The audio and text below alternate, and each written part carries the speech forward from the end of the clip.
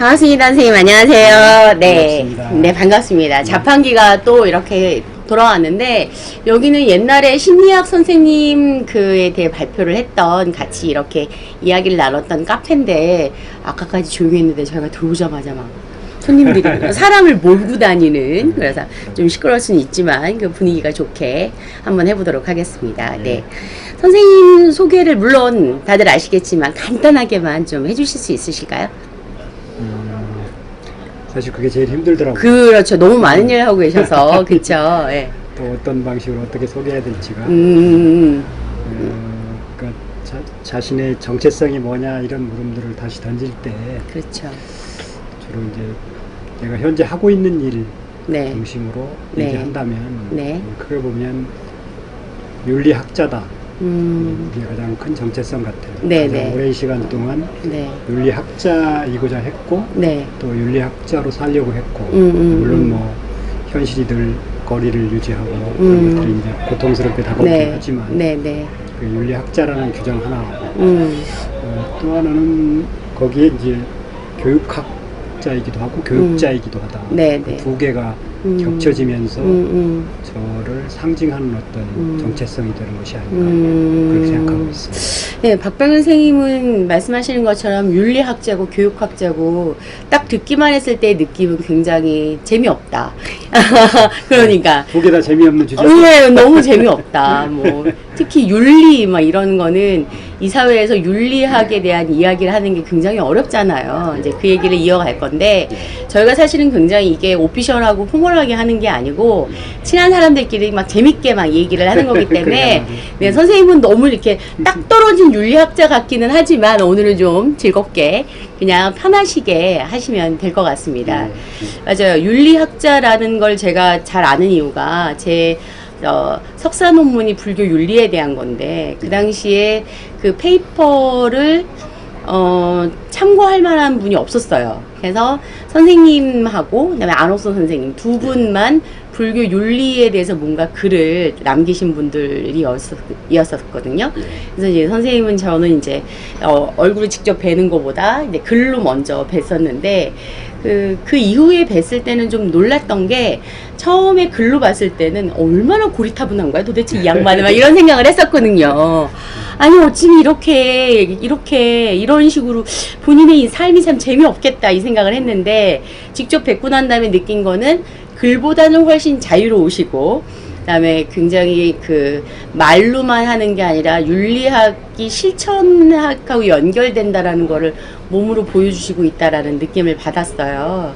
윤리학이 좀 재미없다. 윤리를 공부해야 되냐? 근데 저도 물론 논문 쓸 때, 야, 논문 주제가 불교 윤리가 뭐야? 이런 얘기를 했었는데, 윤리학이 이 사회에 필요하다는 생각은 갖고 계세요? 저도 기본적으로는 윤리에 대해서 부정적인 생각을 갖고 있었는데, 네. 그렇게 만든 우리 사회 역사가 있었던 것 같아요. 특히 최근의 역사들이. 근래 들어서. 우리는 윤리 그러면 이제 그 경직된 유교 윤리, 선비들의 윤리, 시대에도 맞지 않는 그걸 떠올리거나 아니면 이제 그 박정희 독재 정권 시절에 전 국민에게 가르치고 싶어 했던 사실은 자기들이 더 비윤리적이면서 전 국민들에게 가르치고 싶어 했던 국민윤리가 먼저 떠오른다. 아, 그렇죠. 네. 네. 그러니까 윤리라는 것에 대해서 좋은 생각을 할 수 없도록 만들었잖아요. 그렇죠. 그것과 함께 좀 우리가 그 근대사에서 좀 불행한 것이라고 생각하는 게 특히 초중고뿐만 아니라 대학에서도 국민윤리를 필수로 가르치게 했고 네. 그것을 가르치면서 철학도 필수로 가르치게 했어요. 그런데 그때 대학에서 교양으로 철학을 필수로 배운 사람들이 대체로 철학에 대한 혐오감을 갖고 있어요.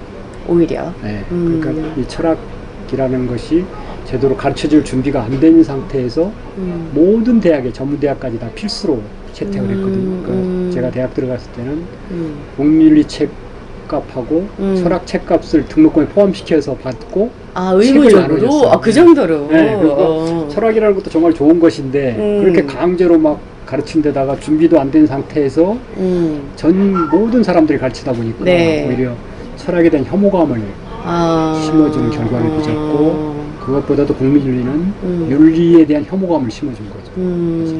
그게 그다지 70년대 국민윤리가 필수에서 해제된 게 아마 86년, 7년 6월 항쟁 그 이때쯤 이후의 일이거든요. 그러니까 그렇게 오래된 일이 아니에요. 그러니까 그러네요. 우리 국민들에게 윤리는 그냥 주로 국민윤리였던 거예요. 그렇죠. 고등학교 책도 국민윤리였고 근데 그 국민윤리가 이제 72년 유신 정권이 생기면서 등장한 거거든요. 그러니까 유신 정권을 찬양하고 정당화하는 과목이었어요, 그게.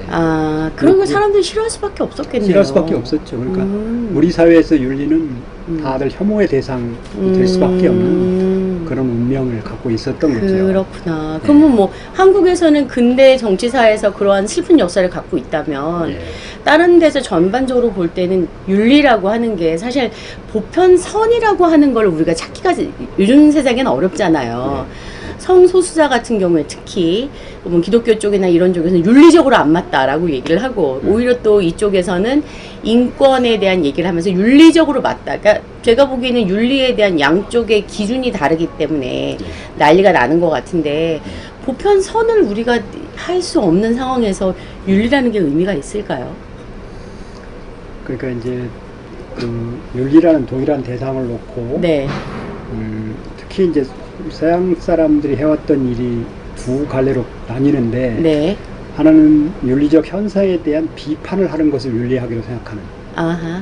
그게 이제 주로 소크라테스 이후에 소크라테스라는 사람 자체도 그 당시에 당시의 사회적인 어떤 도덕에 대한 비판적 성찰을 그렇죠. 그걸 철학이라고 생각하고 그걸 윤리학이라고 생각했던 것이거든요. 그 윤리학이라는 이름은 물론 아리스토텔레스가 니코마코스 윤리학이라는 말을 쓰면서 시작됐죠. 용어는 시작됐지만 사실은 소크라테스나 플라톤이 했던 일도 당시의 지배적 질서에 대한 비판으로 윤리를 설정했던 것이고 그게 윤리학이 됐던 거고 또 한편으로는 윤리라고 하는 게 어떤 그 정말로 지금 그 저기 김 선생님이 얘기하신 것처럼 그런 보편적인 어떤 질서가 있다. 그 질서가 윤리다. 그런 생각들이 한편으로 있었죠. 그게 이제 서양에서는 기독교가 만나면서 그 보편적인 질서가 곧 하나님이다. 이런 방식에.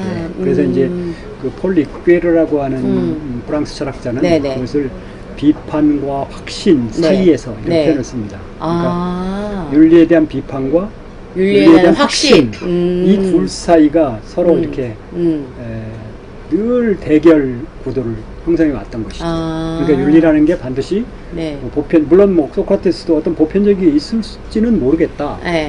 그러니까 우리가 모두 다 모든 기준을 다 상대적인 것을 열어놓은 것은 문제가 있다라는 생각을 했죠. 그러니까 그 사람은 마치 칸트가 그걸 이제 나중에 내 가슴 속에 양심과 하늘에 반짝이는 별 이런 말로 되살린 것처럼 소크라테스는 그걸 당신이 그걸 어떻게 아냐 그렇게 얘기했을 때 나에게 들려오는 다이몬의 소리가 있다 이렇게 얘기를 해버리거든요. 그러니까 사실은 그런데 그것은 누구도 쉽게 얘기할 수 없다는 거예요. 보편적인 거 있다 할지라도 그걸 알 수 없다는 거죠. 잘 쉽게 말할 수 없다는 거죠. 쉽게 말할 수 없다. 그러니까 끊임없이 특히 그렇게 내 진리가 보편 진리다라고 주장하는 사람이 있으면 반드시 비판적으로 가서 접근해야 된다는 거예요. 그 말은 맞는 말 같아요. 그래서 소크라테스 했던 일이 맨날 그 사람들한테 그게 사실이야? 네가 아는 게 짜증나. 정말 아는 거야? 시비 거는 사람이 맞아요. 새파리 같은 인간이다. 뭐 이런 비판을 받던 게 그러니까 윤리라는 대상을 놓고도 늘 그런 두 가지 관점이 반복되어 왔고 우리 역사 속에서는 국민윤리까지는 확신이었던 거죠, 나름대로. 그러네요. 국가가 그것도 그 보편윤리를 국가가 정해가지고 전 국민에게 가르쳐야 된다라고 감히 생각했던 그런 말. 그러니까 우리들에게는 윤리는 기본적으로 어떤 혐오나 아니면 기타 묶이는 것이 되어버렸던 셈이죠. 한편으로 보면. 그래서 그런 윤리에 대해서 올바른 생각을 갖기가 힘든 시대를 우리가 살아왔던 거죠. 지금도 어떤 그런 다양성이나 이런 걸 존중해야 되는 이 입장에서 보면은 윤리라는 걸 아까 얘기하신 것처럼 확실하게 이 말이 맞아라고 말하기가 되게 어려운 그러한 세상이 됐잖아요. 근데 물론 그러기는 하지만 또 지금 뭐 코로나 사태도 터지고 뭐 이런 거 보니까 나 혼자가 아니라 모든 사람들, 모든 생명체들이 연결돼 있다는 생각을 하게 된단 말이에요. 그 안에서는 윤리는 굉장히 중요한 것 같거든요. 이 사회에서는 저희가 윤리에 대해서 어떠한 믿음을 갖고 있어야 될까요? 종교 같은 믿음은 아니지만 윤리는 최소한 우리에게 이런 도움을 준다, 혹은 우리 후대들에게 어떤 좋은 영향을 미칠 거다라는 어떤 믿음을 가져야 될까요? 그런 믿음을 얘기하기 전에 네. 사실 이제 우리한테는 최근에 네. 그 윤리라는 것을 좀 다시 봐야 되는 그런 상황이 생기기도 했었잖아요. 네, 그렇죠. 그러니까 특히 이제 촛불 전국에서 예. 그때 이제 그 전후해가지고 정말로 우리나라에서 그 출세한 사람들이라고 하는 사람들이 얼마나 형편없게 살아왔는지를 전 국민이 봤다는 거예요. 민낯을 봤죠. 민낯을 네. 봤죠. 그때 이제 많은 사람들이 여러 가지 생각을 했겠지만 네. 뭐 저렇게 잘나고 똑똑하고 뭐 어떤 특정한 장관이니 뭐 기타 이런 자리에 올랐다 할지라도 최소한의 윤리조차 갖추지 못한 사람의 삶이라는 게 저렇게 처절하고 형편없구나 라는 생각을 하기도 했었거든요. 그렇죠. 잠깐이긴 했지만 네. 그때는 저건 아닐 것 같아. 사실 그 정도 사람들은 자식을 가진 부모들은 다 딸이면 저렇게 키우고 싶고 아들은 저렇게 키우고 그런 정도의 사회적인 성공 로망들이었던 거예요. 네. 근데 그들의 민낯이 저렇게 처절하고 그쵸. 정말 형편없고 그랬단 말이에요. 그러면서 사실은 윤리라는 게 그렇게 쉽게 버릴 수 있는 것은 아니구나. 그러니까 윤리를 버려버린 삶이라고 하는 것이 얼마나 형편없는 것이 될 수 있는가를 우리가 한편으로 느끼기도 했죠. 보기도 했죠. 예, 예. 근데 이제 그러면 그때 새로 세워야 될 윤리가 무엇이냐에 대해서는 별로 얘기가 안 된 거예요. 네, 그렇죠. 우리나라의 불행히도 윤리학자가 드뭅니다. 불교 윤리학자만 드문 게 아니라 그냥 일반 윤리학자들도. 네. 네. 그러니까 그게 이제 우리 철학이 주로 서양 철학의 영향을 받으면서 네. 서양 철학이 아시는 것처럼 20세기에 들어와서 이른바 이성에서 언어로의 전환이라는 표현을 네, 쓰잖아요. 그렇죠. 인간의 네. 이성을 철학의 중심에 두다가 이제 결국은 그 이성적인 사유나 이런 게 말을 통해서 언어를 맞아요. 통해서 네. 드러나는 것이다 네. 라고 얘기하면서 철학이 주로 분석 철학 사람들이 사용하는 네. 언어에 대한 분석으로 가면서 네, 네. 이제 윤리적 개념에 대해서도 분석해 봐야 된다. 그게 기껏해야 저 사람 참 좋은 사람이야 이렇게 얘기했을 때 저 사람 참 선한 사람 이렇게 얘기했을 때 사실 그 내면에는 저 사람 내가 좋아하는 사람이야. 들어가 있는 거죠. 그게 들어갈 수도 그렇죠. 있다는 거죠. 자기 감정이. 저 사람 나쁜 사람이야 그렇게 얘기했을 때도 나 저 사람 싫어. 저 사람 싫은 사람이야. 그러니까 맞아요. 결국은 이게 도덕적 판단이라는 게 그런 감정적인 표현의 어떤 위장 같은 것이다. 이게 이제 그 윤리학 안에서도 정의주의 윤리설이라고 그런 학파가 나오면서 네네네. 이제 서양 철학 안에서 윤리학이 배제돼 버립니다. 그러니까 윤리학은 철학이 아니다. 네네. 윤리학은 학문이 아니다. 네네. 이게 이제 꽤 오랫동안 계속되죠. 그러다가 특히 그 피터 싱어라고 네네. 잘 아는 알죠. 사람 있잖아요. 예. 특히 동물 해방 네. 유명한 이제 그 사람이 쓴 책에 보면 어떤 얘기가 나오는가 하면 자기가 대학원에 다닐 때만 하더라도 네. 윤리학이 철학의 영역이 아니었기 때문에 자기가 윤리학을 전공한다고 했을 때 다 말렸다는 거예요.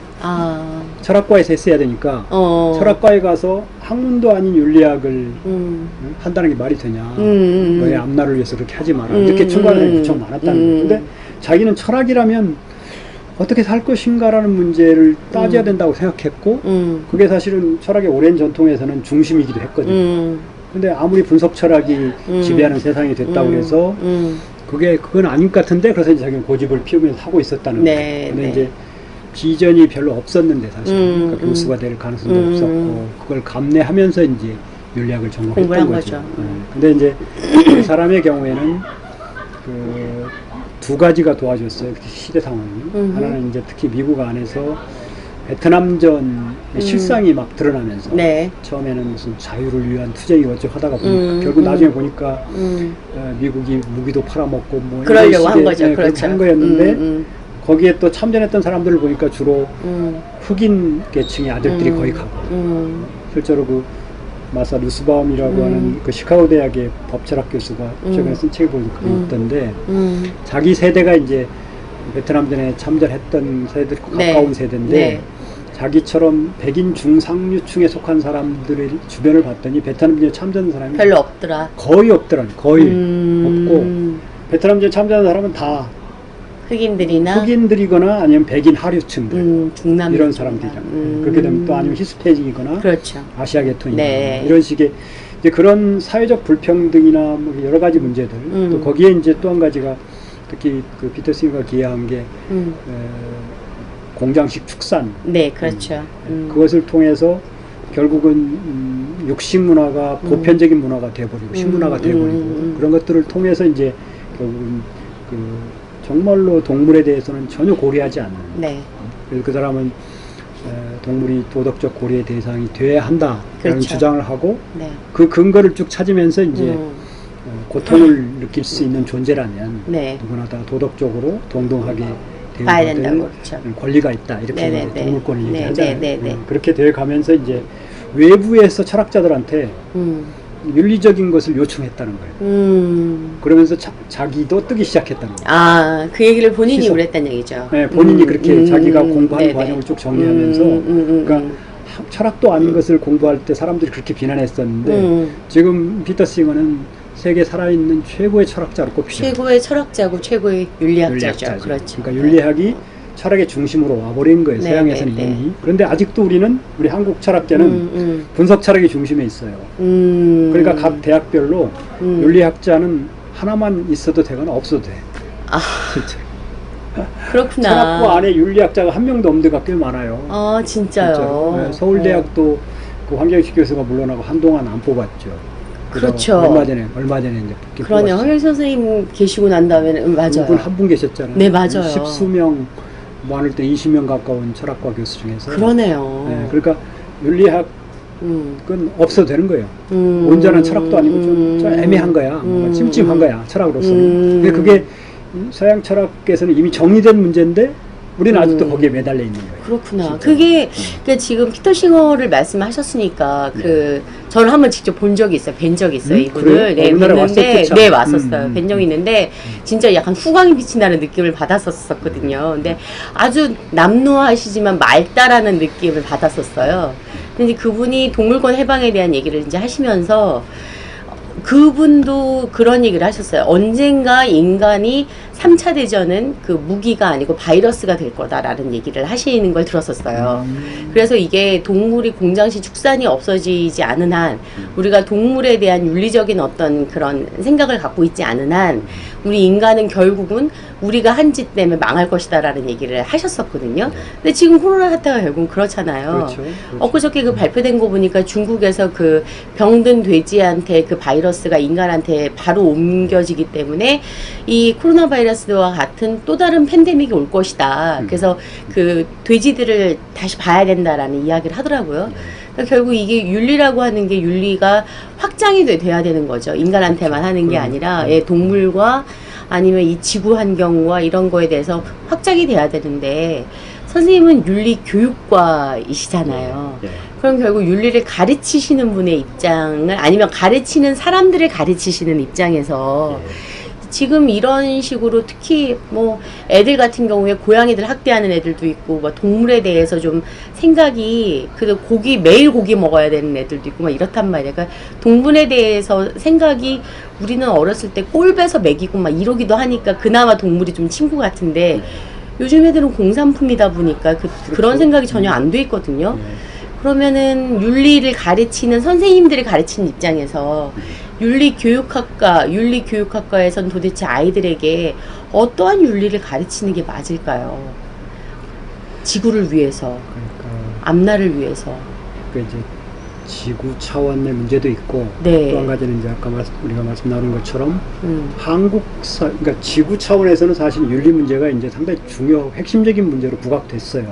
근데 한국에서는. 근데 아직 한국에서는 말씀드린 분석 철학이나 뭐 이런데 분석 철학 영향도 있고 국민윤리로 인한 부정적인 생각도 생각 있고 때문에 혼재돼 있으면서 그런 것들이 아직 지금 부각돼 있지 않은데 사실은 코로나19 사태가 그런 것들에 대해서 제대로 생각해 볼 수 있는 좋은 기회가 될 수 있을 것 같거든요. 계기가 됐다. 근데 그래서 이제 이번 학기도 그 파견 온 도덕 윤리 교사들하고 같이 네네.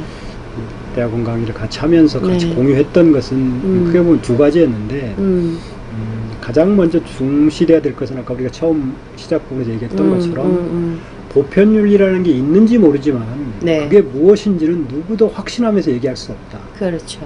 그것을 분명히 인식해야 된다. 특히 이 교사들 중에서 그리스도교 계통의 신앙을 갖고 있는 교사들이 네, 꽤 네. 있어요. 있죠. 그래서 일부러 그분들을 향해서 더 강하게 얘기하기도 하는데 좋다.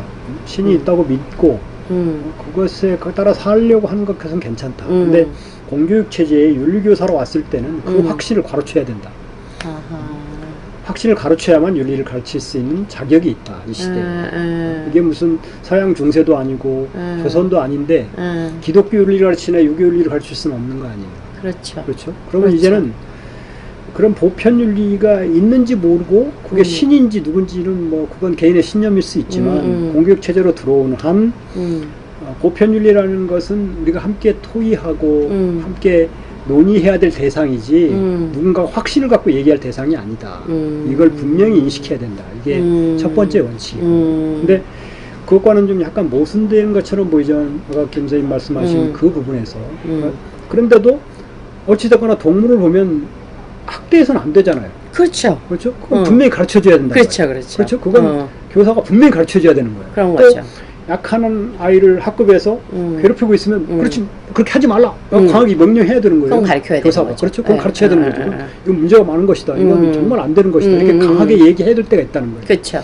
그러니까 그런 지점을 두 개를 구분하면서 그러니까 보편 윤리에 대한 확신을 가르쳐 놓더라도 꼭 우리가 함께 살아가면서 반드시 지켜줘야 될 최소한의 도덕 규범에 대해서는 정확하게 강하게 얘기해야 된다. 이 두 개를 어떻게 조화시키느냐가 쉽지 않은 과제죠. 그렇죠. 그렇지만 그걸 이제 흔히 그 최소 도덕이라는 표현을 쓰는데 우리 사회가 함께 우리가 살아가기 위해서 필요한 최소 도덕에 대해서는 교사가 강하게 얘기를 하고 그 다음에 그 이후에 어떻게 살 것인가라는 이른바 최대 도덕의 문제에 대해서는 토론의 대상으로 남겨놓고 이렇게 도덕 수업과 윤리 수업을 두 방향으로 함께 가져가야만 된다. 우리 시대의 도덕 교사가 만일에 그 중에 한쪽으로만 치우쳐버리면 그렇다고 해서 모든 도덕 문제는 다 토론의 대상 이렇게 얘기해버리면 동물을 학대도 되는 거 아니에요. 그렇죠, 그렇죠. 애들이 동물 학대해야 된다라고 토론해가지고 결론을 이끌어냈다. 그 학대되는 거죠. 말이 안 되는 거 아니야. 그렇죠, 그렇죠. 그러니까 이 두 개를 함께 갖고 하지 않으면 그러니까 우리 시대 윤리 선생이 하기 힘들어요. 왜냐하면 본인의 삶도 그렇죠? 그래야 되고 너무 어려울 것 같아요. 그러려고 노력해야 되는 거죠, 사실은. 아. 그러니까 사실 고통스럽고 힘들죠. 아. 어떤 점에서는. 근데 이제 그렇죠. 물론 그런 처음부터 그런 신념을 갖고 들어온 사람도 있고, 근데 그 신념을 갖고 들어온 사람이 꼭 바람직한 윤리 선생이 될 가능성만은 없는 것이 특히 그런 분들이 이제 특정 신앙을 가진 분들 중에 그런 분들이 많아요. 뭐 자기는 어떤 소명을 가지고 윤리교사가 되고 싶어 했다 이런 그 신입생들 면접할 때 그런 얘기를 하는 사람에 대해서는 제가 계속 심층 질문을 던져가지고 그게 무엇이냐, 그걸 통해서 뭘 하고자 하는 것이냐 이런 얘기를 계속 하곤 하는데 이게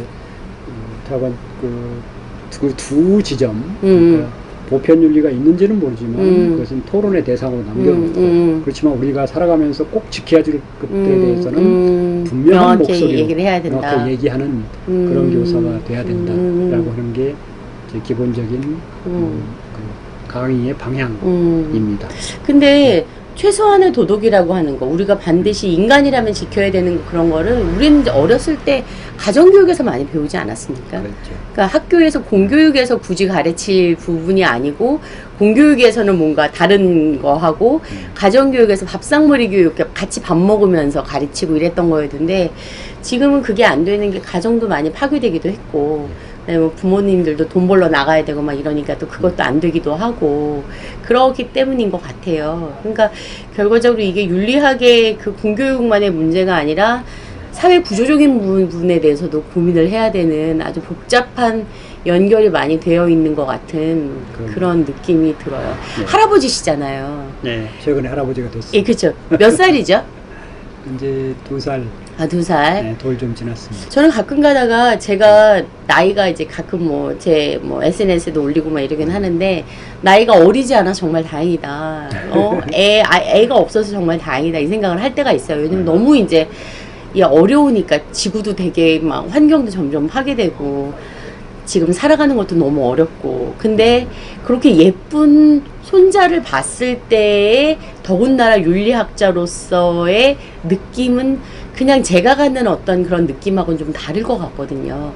걔가 살아가는 세상은 윤리적으로 최소한, 아니면 대부분의 사람들이 윤리적으로 이 정도의 기준과 생각은 했으면 좋겠다라는 어떤 그런 기준이 있으세요? 바램? 그런 바람들이 있죠. 근데 이제 그 말씀 들으면 생각난 것은 네. 그 제가 그 손자가 돌이 됐을 때 선물로 준비했다가 준 것이 네. 그 우리 문 대통령과 북한의 김정은이 만나서 한 것 기념 주화가 있었어요. 아, 네네, 알죠. 메달. 네네네. 그걸 그때 사놓고 기다리고 있다가 돌 때 선물로. 돌 선물로. 그러니까 그만큼 또 남자이기도 하니까 네. 제발 걔가 한 20살 정도 됐을 때는 평화로웠으면 좋겠다. 네, 평화로웠으면 좋겠고 군대도 안 갔으면 좋겠고 가더라도 좀 편안한 분위기에서 군대를 갔으면 좋겠고. 그렇죠. 사실 뭐 저도 군대 가 있으면서 편안할 땐 편안했지만 갑자기 또 무슨 그렇죠, 때리고 그렇죠. 격화되고 막 긴장하고 부상거리고 그랬던 기억들이 있거든요. 근데 그렇죠. 제발 내 손자 때는 좀 그게 없었으면 좋겠다는 바람을 가졌고, 그다음에 이제 그건 우리나라 국면에서 좀 더 부각되는 것이고, 더 걱정스러운 건 사실 기후위기, 기후변화 그렇죠. 문제죠. 네. 기후변화라는 게 단순한 문제가 아니라 우리가 아까 얘기했던 코로나19라든지 기타 이런 것들이 다 연결되어 있다고 지금 맞습니다. 과학적으로 밝혀지고 있잖아요. 맞습니다. 기후변화가 결국은 동물들의 서식지를 파괴하고, 그러니까 야생동물들의 서식지가 파괴되니까 그들이 인간 세상에 올 수밖에 없고. 그렇죠. 사실 멧돼지가 서울로 내려오기도 하잖아요. 맞아요. 요즘 뭐 그렇죠. 사람들이 좋아서 내려오겠어요. 먹을 게 없으니까 네, 맞아요. 내려다 보니까 그런 거 아니에요. 그러다 보니까 이제 그 동물들이 갖고 있었던 동물들은 갖고 있어도 별 문제가 되지 않는 그 바이러스나 세균 같은 것들이 인간에게 옮겨지면 심각하고 치명적인 그렇죠. 것이 되고, 네네네. 코로나19도 대체로 그렇게 해석하는 게 일반적인 흐름이잖아요. 맞아요. 그러니까 근데 이 기후위기의 문제 같은 것들이 정말로 절박하고 중요한 문제인데 많은 사람들이 그렇게 생각 못하고 있거나 또 안 하려고 하잖아요. 불편한 거는 생각하고 싶어 하지 않으니까. 그러니까. 네. 그러니까 그러면 결국 나빠지는 것은 뻔한 거고. 맞아요. 그러면 이제 이 아이들이 사는 세상을 어떤 세상이 될 것인지가 예측하고 싶지 않은 정도예요, 사실. 어떤 때는. 네. 그 아이가 요즘에 뭐 그 아이하고 노는 것이 제가 그 아이하고 놀아주기도 하고 그 아이가 저하고 놀아주기도 하는 그런 거죠. 그렇죠. 그렇죠. 네. 그런 거죠. 놀면서 그 정말 신나서 노는 모습을 바라보면 한편으로는 정말 마음이 좋으면서 또 한편으로는 슬그머니 그런 걱정이 이렇게 약간 불안하고 불편하신 것도 있으시죠. 또 한때는 정말 절망적인 생각이 들기도 하고, 그럼 결국 내가 윤리학자로서 이 땅의 윤리학자로서 또 어떤 일을 할 것인가, 어떤 일을 해야 하는가, 이제 그런 생각으로 가고, 근데 뭐 할 수 있는 일들이 있긴 하지만 그게 또 나름대로 해보려고 하지만 성과는 잘 나타나지 않고, 그럼 뭐 제가 할 수 있는 일이라는 게 윤리교사들을 잘 가르쳐서 그런 생각을 좀 확산시켜서 사회적으로 확장시키는 것, 그쵸. 이게 이제 제가 하고 있는 일에서 가장 의미 있게 할 수 있는 일이라고 생각하고, 또 뭐 가능하다면 일상생활 속에서 뭔가 좀 쓰레기를 좀 줄이고 뭐 기타 전기 사용을 좀 덜 하고 뭐 기타 이런 방식으로 해보지만, 예를 들자면 이제 그 강의실에서도 가끔 저기 복도나 아니면 기타 이런 데에 환한 대낮에 불이 다 켜 있어요, 사실은. 그렇죠. 그걸 끄는 사람들은 교수고 애들은 보고도 전혀 맞아요. 신경을 쓰지 않습니다. 그러니까 불이 다 켜져 있어요. 근데 그게 그렇게 불을 켜놓는 것이 그렇고 학생들을 불러서 이제 요즘 불러서 얘기하면 또 뭐라고 하니까. 그럼요. 꼰대라고 하죠. 강의 시간에 토론 주제로 삼는 게 제일 좋아요. 아, 그래요? 생각 한번 하게. 내가 지나가는데 몇 번 봤는데 대낮에 훤한데 불이 다 켜 있었다. 근데 아무도 끄지 않고 간다. 이건 윤리적인 문제냐? 이렇게 던져놓고 이걸 토론해 보자. 그럼 처음에는 뻥 해가지고 뭐 꼰대 같은 교수가. 근데 몇 개 이제 아는 거를 얘기해 주는. 사실 예를 들자면 우리가 뭐 핵발전소를 유지하냐 안 하냐 그것도 사실 그 문제란 말이에요. 맞아요. 전기가 부족하니까 하려고 하는 거니까. 부족하다는 건데 부족한 게 아니라 그렇게 다 켜놓고 낭비하고 있으니까. 자기 일상 속에서는 전혀 그건 문제가 아니라고 하고 네. 또 그중에 일부는 또 그 두 개를 분리해서 핵발전소 반대 건립운동에 참여한 학생도 있어요. 아, 하지만 이거는 그런 안 건 하고. 아닌 거예요. 그렇죠. 그게 얼마나 모순적이냐. 그건 성립할 수 없는 주장이다. 이제 그걸 강의식으로 이렇게 얘기하면 네. 그래 다행스러운 건 그 다음에 가면 꺼져 있어요. 이제 그런 방식으로 강의 시간에 토론 주제로 삼아서 얘기하면 네. 잠깐은 나아져요. 그 아, 다음 잠깐. 주에는 불이 꺼져 있어요. 근데 그 다음 그 주에 주에 잊어버려요? 가면 또 켜져 있어.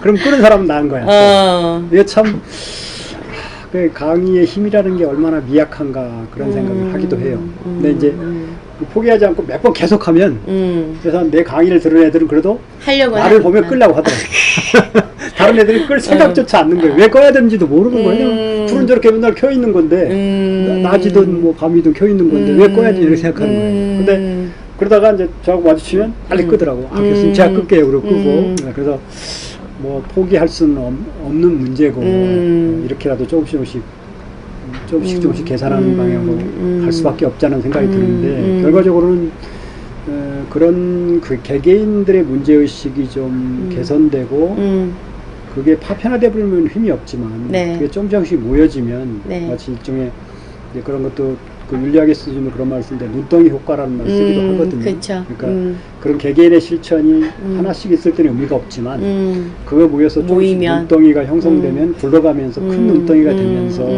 기후위기를 극복할 수 있다고 생각되는데 문제는 처음 이 눈덩이를 모으는 것이 정말 어려운 일이라는 생각을 가면 갈수록 하게 돼요. 그렇죠. 우리도 왜 눈사람 만들 때 처음에 이게 어느 정도까지 뭉치는 것까지가 어렵지. 그 다음에 굴리는 거는 금방 하잖아요. 예, 맞아요, 맞아요. 근데 거기까지 가기가 그 발동을 거는 일이 정말 중요한 일인데 정말 쉽지 않은 일이에요. 근데 그 부분에 대해서 이제 생각을 하는 게 문화 운동으로 가고 이게 좀 사람들이 트렌드가 되고 내가 이게 저 같은 경우는 채식하고 연결돼서 일을 하고 있기 때문에 채식이 약간 트렌드가 되고 뭔가 좀 있어 보이는 게 되면서 사람들이 조금씩 더 많이 하게 되는 것 같아요. 그러니까 그전에는 채식에 대해서 너무 진지하고 그다음에 너무 막 이렇게 너무 까시락지고 진지하다는 대타성을 그렇죠. 그런 예. 느낌이 들었잖아. 지금도 뭐 그런 게 아예 없는 건 아니지만 그래도 채식을 이제 저 같은 경우에는 오늘 한 끼를 먹었으면 지구를 구하는 마일리지를 조금 더 이렇게 저기 쌓는 거다.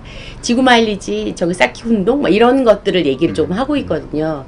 그러면 윤리도 뭔가 너무 딱딱한 게 아니라 어떤 문화 운동처럼 되기 위해선 재미를 찾을 수도 있어야지 좀 사람들이 좀 더 생각을 할 거 아니에요. 그러면 윤리를 가르치는 선생님들을 가르치는 입장에서 진지하기만 하면 저희는 사실 불편할 부분들이 있거든요, 사람들이. 그렇죠. 그럼 윤리학에서 우리가 재미를 찾을 수 있다면 어떤 재미를 찾을 수 있을까요? 재미가 있긴 할까요? 그게 어려운 일 같긴 해요. 네. 왜냐하면 그 윤리적인 문제를 건드린다는 것은 네. 자칫하면 사람 기분들을 좀 상하게 할 수 있는 그러니까 너 잘못하고 그런 있어. 막 이런 얘기 할 수 있어요. 지적질과 연결. 네, 맞아요. 윤리적 언사 자체가 네. 기본적으로 지적질과 연결되기 때문에 그 지적질의 느낌을 주지 않으면서 윤리 얘기가 이렇게 쓱 담기는 이른바 이제 그 도덕교육 방법에서는 간접 전달이라는 표현을 씁니다. 네네네. 직접 전달은 그냥 도덕적 가치를 막 직접 전달하는 네. 건데 이건 이제 안 통하는 네, 거고 그렇죠. 자연스럽게 같이 있고 얘기하고 뭐 놀고 그러다 보니까 뭔가 전달됐단 말이에요. 그래서 이제 그런 방식의 도덕 수업이나 뭐 네. 윤리에 관한 이야기를 네. 좀 만들어 보려고 상당히 노력하고 있어요. 근데 저 같은 세대만 하더라도 그게 잘 안 돼서 네. 방법은 다행히 이제 20, 30대 젊은 교사들은 그게 좀 되더라고요. 아. 자기 윤리 수업을 되게 재밌게 하고 제가 가끔 참관도 해보고 뭐 이렇게 들어보고 그러는데 그래서 이제 그런 것들을 좀 모아가지고 네. 책으로 내려고 준비도 하고 있고 그러시구나. 그렇습니다. 네, 그렇게 좀 재미있는 윤리 수업. 이렇게. 네, 재밌는 윤리 수업. 윤리 수업 같지 않은 윤리 수업.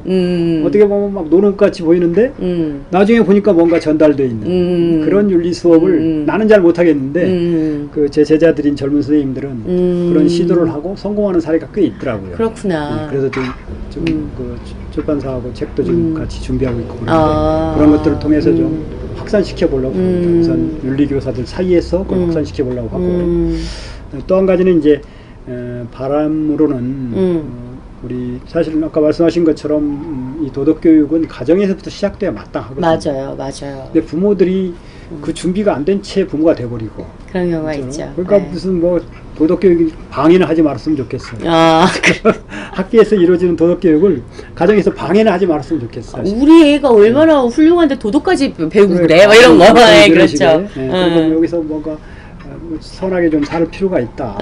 꼭 그렇게 자기 이익만은 챙기고 사는 것이 뭔 재미냐. 이런 얘기 이렇게 애들을 고양시켜 놓으면 그렇죠. 부모들이 집에 가서 왜 그런 쓸데없는 소리 말고 뭐 시험 준비나 하고 말이야. 좋은 대학 가야 그렇죠, 그렇죠. 해야 되지. 무슨 소리냐. 너 윤리 선생님 세상을 모른다. 이렇게 얘기하는 사람이 있다는 거예요, 실제로. 그렇구나. 그러니까 아니 충분히 그럴 수 있잖아요. 그러니까 그 부모가 특별히 나빠서가 아니라 우리 사회가 그런 아이들을 요구하는 듯한 그쵸? 느낌도 주잖아요. 네. 그러니까 부모로서는 뭐 그럴 수도 있죠. 근데 윤리교육의 입장에서 보면 또 우리 사회 전체적인 흐름으로 보면 정말로 그래서는 안 되는 일인데 그렇죠? 그런 일들이 실제로 그 아이들이 와서 그런 얘기를 한다고 그러더라고요. 선생님들한테 와서 자기들 나름대로 뭐 이렇게 이런저런 얘기를 했는데 부모님한테 야단 맞았다.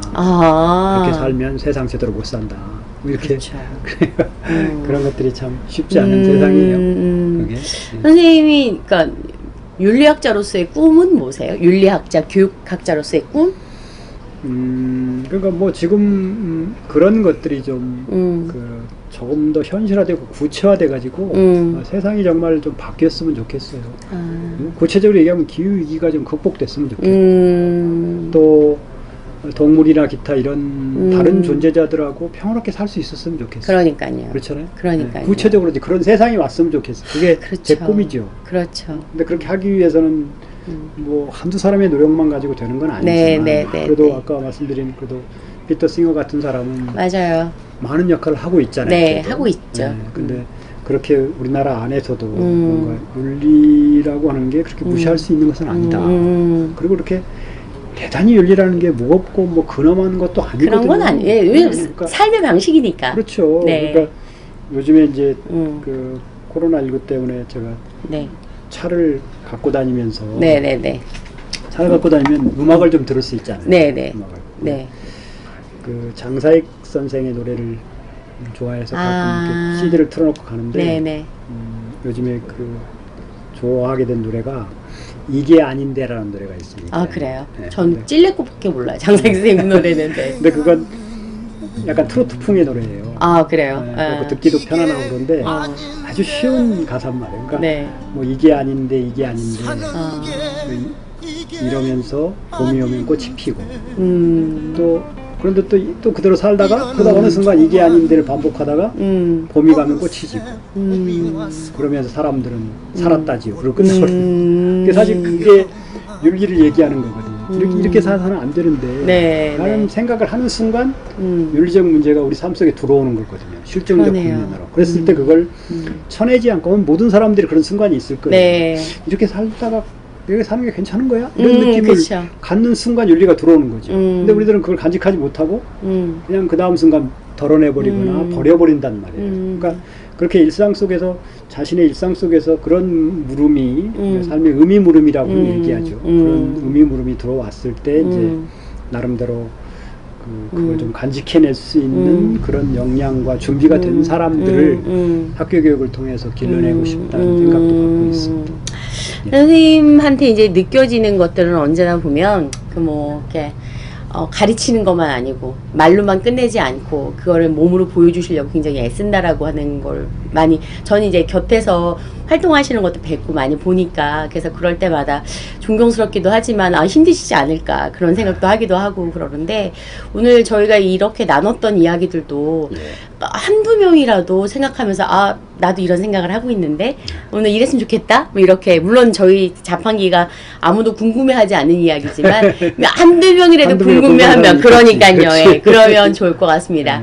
네, 오늘 좀 이렇게 그 바깥에서 이렇게 이렇게 모기와 저희가 그러네요. 모기를 바라보면서 분위기가 되게 좋은. 예, 그러니까요.